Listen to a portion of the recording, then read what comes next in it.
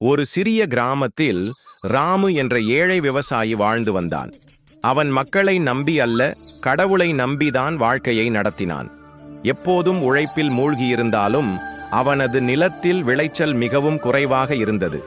ஆனால் தன் சிரமத்தை விட்டுவிடாமல் கடவுளின் கிருபையில் நம்பிக்கை வைத்திருந்தான். ஒரு நாள் காலை ராமு தனது வயலில் வேலை செய்து கொண்டிருந்த போது ஒரு புறா வலிமையற்றது போல தரையில் விழுந்திருந்தது. அது வலியால் கிடந்தது. ராமு அதை பார்த்து கவலைப்பட்டான். அதனை அன்புடன் எடுத்து வீட்டிற்கு கொண்டு சென்றான். வீட்டில் புறாவிற்கு நீர் கொடுத்து சிறிது உணவு ஏற்பாடு செய்து அதை குணப்படுத்தினான். சில நாட்களில் புறா மீண்டும் நன்றாகவும் வலிமையாகவும் மாறியது. புறா ராமுவிடம் நன்றி கூறியது போல தலையாட்டியது.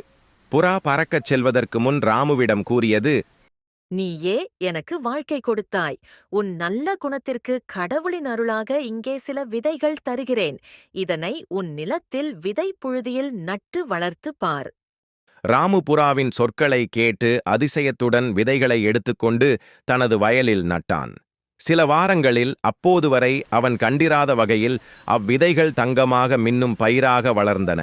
அந்த பயிர்களை விற்று ராமு பற்பல பணம் சம்பாதித்து ஆனந்தமாக வாழ்ந்தான். இதை பார்த்த கிராமவாசிகள் ராமுவின் நல்ல மனதையும் கடவுளின் அருளையும் மிகவும் பாராட்டினர்.